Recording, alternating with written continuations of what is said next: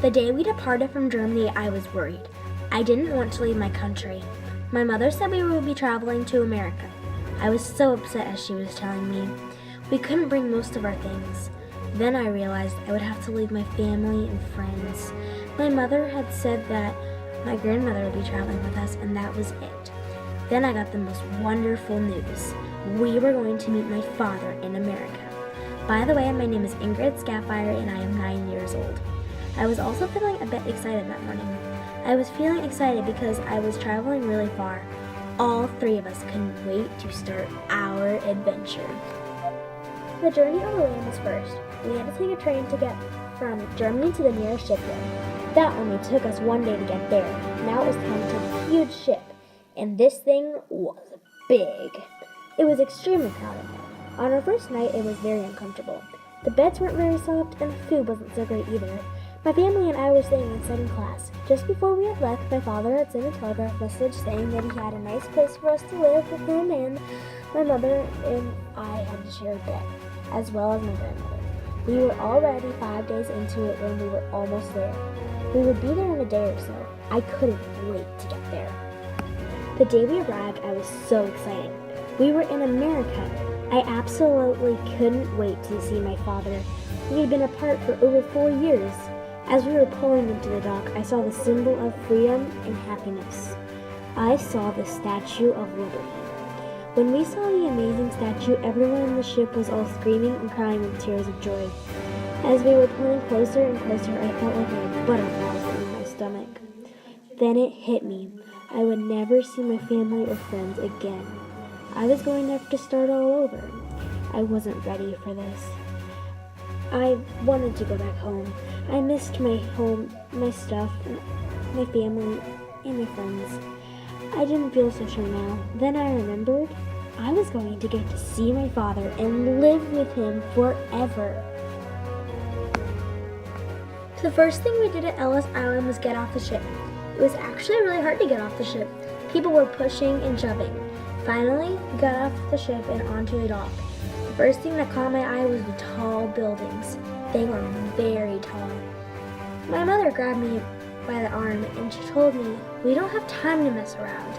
I asked why, and she said, "We have to get in line before it gets any longer."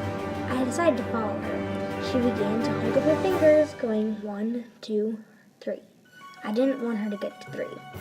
We were going to go get our exams now. After that, we were still waiting for the doctor to see us. We had already been waiting for about an hour. I thought we were never going to get to the front. My mother said that she was worried about grandmother because she had a really bad cough. Then my mother said that she had done this before when she had traveled down a few months ago to see my father. She also told me something amazing. She was going to have another baby. She said it wasn't such good news. And then I asked her why, and she said the doctor might find out. Then I asked her again, why is that bad news? And she said the doctor might make her wait for a little bit longer so he can view the baby extra carefully. Now it was our turn for our exams. Doctor examined us one by one. Grandmother was first to go. Mother and I were praying that grandmother would make it out without any chalk marks.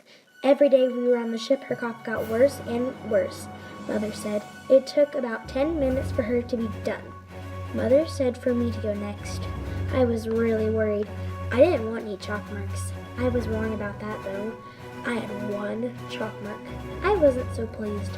At least I know where grandmother was now. She had 1 chalk mark just like me. I was hoping my mother would at least make it out okay. My mother had 1 chalk mark, and I bet you could tell what that was. Grandmother had a P on her that stood for physical and lungs. Mine was an H. That meant I had heart issues. I already knew that, but I didn't think they would know. My mother had a PG, and that means pregnant. Now we had to be even more closely examined. After seeing the doctor, we had to see a different doctor. We saw that doctor immediately. We went in the same order as last time. When grandmother was done, she said that she would be okay, but they had to give her some medicine. They were also worried that she was contagious, so she had to wear a little mask. I had to go next. I didn't want to be sent back home. They listened to my heart and my breathing. They had a little air tank and put it in my mouth. They said I needed a little extra air. My heart still wasn't quite right. They said I might need surgery in the future. Now I was done, and it was my mother's turn. For her, they gave her a few pushes on her belly, and they listened to the baby's heart. They found out that she was having a baby girl. Now that everything was right, it was time to go meet my father. Now it was time to go look for my father outside. My grandmother was looking everywhere as well as my mother. Then my grandmother spotted him. When I first saw him, I squealed and jumped into his arms. I couldn't believe it had already been 4 years since I saw him last. After my father had greeted everyone, he said that we would take something called a car home. The car was very interesting. I mostly liked the windows. I would crank them up and down. When we got to our new house, I went straight to my room. It was pink. I loved it. I was now proud to call America my home.